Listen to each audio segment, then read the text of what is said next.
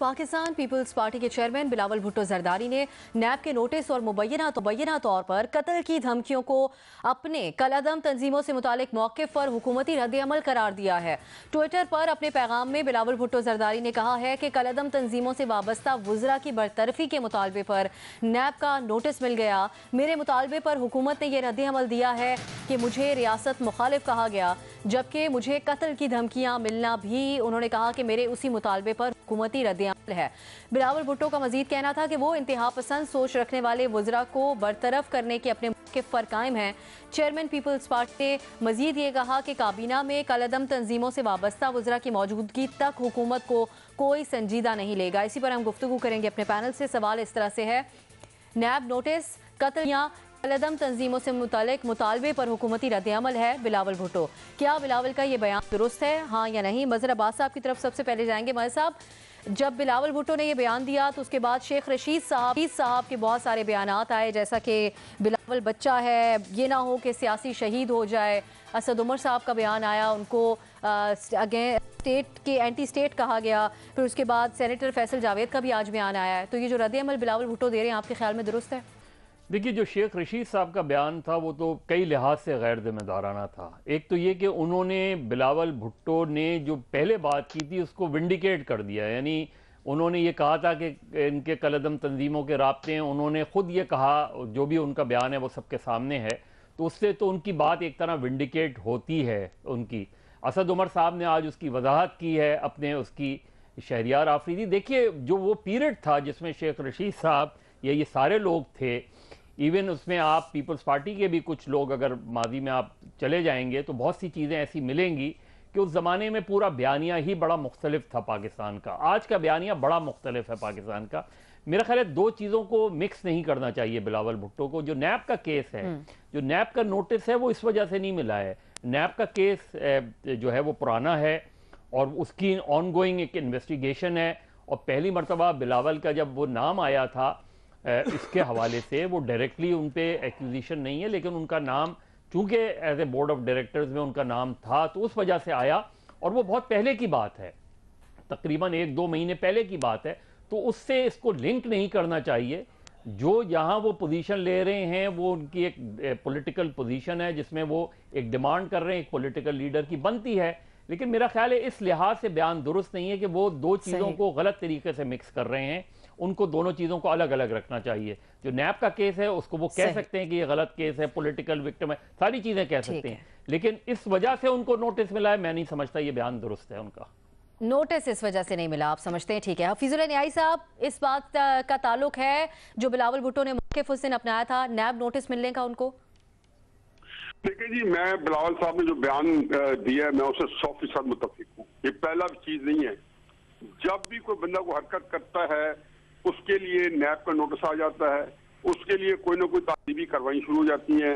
ये धरने के अंदर कितनी दफा हमने जिक्र किया है कि जब खुर्शीद शाह ने तकरीर की, जब 2014 के धरने में 27 अगस्त को असेंबली में आकर एमकेएम के साथ खड़ी हुई, तो 2015 में एमकेएम और पीपल्स पार्टी को, अभी एपीएफ का सानिया नया नया हुआ था, अभी वो मंदमिल नहीं हुआ था, तो उनको मिसाल बना दिया गया। जरदारी साहब को बड़ी सख्त तकरीरें करके पाकिस्तान में जाना पड़ा। अब उसके बाद जब भी आप कोई इस तरह की बात करते हैं तो उसके कोई ना कोई जो है जिसको कहते हैं हुकूमत जो है उनको उनके खिलाफ तादीबी कार्रवाई शुरू कर देती है। अब ये चीजें ऐसी हैं कि हर एक को समझ में आती हैं, और फिर उसके मत भूलें कि उसकी वालदा जो है वो बेईमाना तरीके से उसको कत्ल किया गया, और वो एक ऐसा था कि पूरी कौम को वो जो है जिसको कहना चाहिए कि जमीन बोस कर दिया, पूरी कौम को रंजीदा दूध रंज कर दिया। बिल्कुल ठीक है, आप कह रहे हैं एग्जाम्पल्स ऐसी मौजूद है पहले, ठीक है, कार्रवाई होगी। सही, आप समझते हैं कि दुरुस्त है बिल्कुल उनका मौक़िफ़। हसन साहब, आप क्या समझते हैं? देखिए, पंजाबी का एक बहुत ही मारूफ और मकबूल मुहावरा है, रोंदी यारां नूं लै लै नाम परावां दे। असल तकलीफ, असल पीड़ इनको, असल जख्म इनका कुछ और है। ठीक है, ये अब इधर उधर उसको बोगस, बेतुका, बेबुनियाद इल्ज़ाम है, बिल्कुल ही बेतुका है। बिलावल से उम्मीदें हैं, इसलिए मेरा ख्याल है कि उसको इस तरह के बयानों से एतराज़ किया जाना चाहिए। और एक बात और मैं आखिरी आपको ये अर्ज़ कर दूँ कि जब कोई बंदा कहता है कि यार एहतियात कर वरना मारा जाएगा, तो उसका मतलब ये नहीं होता कि वो फिज़िकली मारा जाएगा। ये अनपढ़ तो हैं लेकिन इतने हैं ये मुझे अंदाज़ा नहीं था, या मुनाफकत कर रहे हैं, इनको पता है। ये नॉर्मल एक्सप्रेशन है हमारा, वो यार मारा ना जाए, ये ना कर, वो यूं ना, ये एग्जैक्टली उसको किसी और तरीके से इंटरप्रेट कर रहे हैं, जो इनकी बदनीयती का शाहकार है, बेबोगस बेबुनियाद इल्ज़ाम है। मदर अब्बास साहब ने जो कहा बिल्कुल एब्सोल्यूट, ये तो कब का चल रहा है। इस बयान को खलत मलत करना, गड़मड़ करना, कंफ्यूज करना, ये कुछ भी नहीं, बेहुदा बात है। ठीक, बाबर सत्तार साहब, सिर्फ कत्ल की धमकी जिसे कह रहे हैं बिलावल भुट्टो, वो बात तो नहीं है। शेख रशीद के अगर इस हफ्ते के बयानात निकाल के देखे जाएं, जिसमें वो जुमानी जुमले बिलावल भुट्टो से मुतालिक कह रहे हैं, कभी उनकी अपीयरेंस से मुतालिक गुफ्तगू कर रहे हैं। एक बात पॉइंट आउट की थी एक लीडर के, एक ऑपोजिशन के रहनुमा होते हुए बिलावल भुट्टो ने पार्लियामेंट के अंदर, उस पर इस तरह का रिएक्शन क्या दुरुस्त था? और अब जो बिलावल कह रहे हैं उसको आप कैसे देख रहे हैं? देखिए, शेख रशीद साहब तो एक बेहुदा और बदतमीज आदमी है। हम उन्हें क्यों मीडिया डिस्कस करता है, जिस तरह की वो गुफ्तगू फरमाते हैं वो नेशनल मीडिया पे क्या, वो कहीं पे भी नहीं होनी चाहिए। सो उन्हें छोड़ दें। मैं मजहर साहब की बात से एग्री करता हूं। देखिए, दोनों इश्यूज अपनी अपनी जगह पे ठीक हैं। वो न्यूटन का लॉ ऑफ मोशन था कि every action has an equal and opposite reaction. तो ये चीजें तो चलती हैं। रियासत भी ये काम करती है हमारी, और इससे पहले करती रही है कि आप लोगों की वल्नरेबिलिटीज ढूंढते हैं, और वो वल्नरेबिलिटीज आप उस वक्त इस्तेमाल करते हैं जब कोई भी पब्लिक पर्सन कोई ऐसा काम कर रहा हो जो आपको पसंद नहीं आ रहा हो। सो वो हमारी सियासत में हम कंसिस्टेंटली देखते हैं। वही लोग करीब होते हैं, पसंद होते हैं, मिलकर रियासत के साथ काम कर रहे होते हैं। जिस तरह हमने पीपीपी को भी देखा जब सेनेट के इलेक्शन चल रहे थे, अब बलूचिस्तान की हुकूमत गिराने का वक्त था, उस वक्त कोई इशू नहीं होता। लेकिन जब सिचुएशन तब्दील हो जाती है, कोई कॉन्फ्लिक्ट क्रिएट हो जाता है, तो फिर वो वल्नरेबिलिटीज को यूज करते हैं। तो चूंकि नैब के नोटिस की बात पहले से चल रही थी और सुप्रीम कोर्ट में भी ये लोग गए इसी बात पे कि बिलावल का कोई ताल्लुक नहीं बनता उनके साथ, तो वो एक अलग इशू है। लेकिन वो प्रीडेट करता है इस सारी डिबेट को, जो रिसेंटली और बड़ी जरूरी डिबेट है। और अनफॉर्चुनेट बात यह है कि ये खुद लिंक करके, और हसन साहब ने भी ये बात कही, ये लिंकेज करके आपने अपने दूसरे मौकफ को कमजोर कर दिया है। क्योंकि यहां पे जो स्टेट का कमजोर नैरेटिव था नॉन स्टेट एक्टर्स के बारे में, उसकी क्रिटिक होनी चाहिए। बिलावल जैसे लीडर्स को उसकी क्रिटिक करनी चाहिए। जो हमारी हिपोक्रेसीज थी, जो प्रॉब्लम्स थी हमारी पॉलिसी की, वो करेक्ट होनी चाहिए।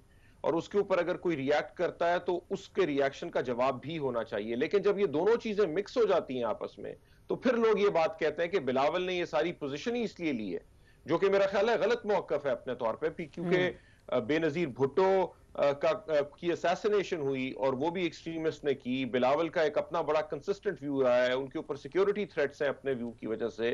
सो एक लॉन्ग स्टैंडिंग व्यू है उनका एक्सट्रीमिज्म के ऊपर। सो उन्हें ये बात करनी चाहिए, उनकी ये बात करनी जायज बनती है। लेकिन जब दोनों को मिक्स करते हैं तो लोग कहते हैं ये इस वजह से बात कर रहे हैं ताकि डिफ्लेक्ट कर सके नैब वाले इशू। सो दोनों बातें अपनी अपनी जगहों में बात तो ठीक कर रहे हैं, लेकिन दोनों इश्यूज को मिक्स नहीं करना चाहिए था आपके ख्याल में? ठीक, बिल्कुल ठीक। इरशाद भट्टी साहब, जब असद उमर साहब को वजाहत देनी पड़ रही है इस बारे में, वो आज गुफ्तगू कर रहे हैं, फिर एक और वजीर से मुतालिक जिसके ऊपर वो बिलावल मुतालबा कर रहे हैं, उनकी वीडियो भी मौजूद है, मसला तो एग्जिस्ट करता है। तो आपके ख्याल में फिर बिलावल को जवाबन इस तरह का रद्द अमल हुकूमत की तरफ से देना, धमकियां या जो भी बयान दिए जा रहे हैं, और फिर बिलावल जो जवाब दे रहे हैं, क्या वो जायज़ है? ये हैं वो मुनाफकतें, ये हैं वो बदनीयत भरी सियासतें, ये है वो डांग टपाऊ लीडरियाँ, शुरलियाँ, दुरफुतनियाँ, कि मायूसी होती है कि हाल तो है ही मायूस। बिलावल मतलब मुस्तकबिल से भी मायूसी होती है। देखिए, नैब नोटिस मनी लॉन्ड्रिंग जाली कंपनियों से है। ये केस बिलावल के बयान से पहले का है। JIT रिपोर्ट कहती है बिलावल कंपनी डायरेक्टर हैं, जाली अकाउंट से खर्चे किए हैं, लॉन्ड्री, सालगिरह केक्स, कुत्तों की खुराकें इन फेक अकाउंट से गई हैं। एक अकाउंट से इनकी और अयान अली की टिकटें गई हैं। ओमनी जहाज़ों पर सफ़र हुआ है। बिलावल कह चुके हैं कि उन्होंने करप्शन नहीं की, और कलमा पढ़कर कह चुके हैं, और मैं उनके साथ हूँ कि उन्होंने कलमा पढ़कर कहा है, उन्होंने यकीनन करप्शन नहीं की होगी। मगर ये एक फॉर्मेलिटी है, कानूनी फॉर्मेलिटी है, वो आएंगे और आके ख़ुद को क्लियर करवा लेंगे। जहाँ तक कत्ल की धमकियाँ हैं, बिलाशुबा मैं समझता हूँ कि बिलावल का कालादम तंजीमों से वज़रा का तल्लक का बयान ठीक भी होगा, मगर टाइमिंग गलत थी। इस बयान को हमारे दुश्मन अपने मकसद के लिए भी इस्तेमाल कर सकते हैं। और जहाँ तक शेख रशीद, असद उमर, सेनेटर फैसल का, ये तो मायूसी है। शेख रशीद साहब इसके अलावा भी एक बयान फरमा चुके हैं कि मुझे मौलवी, मेरे महल्ले के मौलवी जिहाद के लिए कहे तो मैं जिहाद पे निकल पड़ूं। इस पर उनको डिसमिस हो जाना चाहिए। भाई ये जिहाद तो रियासत का काम है, मौलवी का काम थोड़ी है।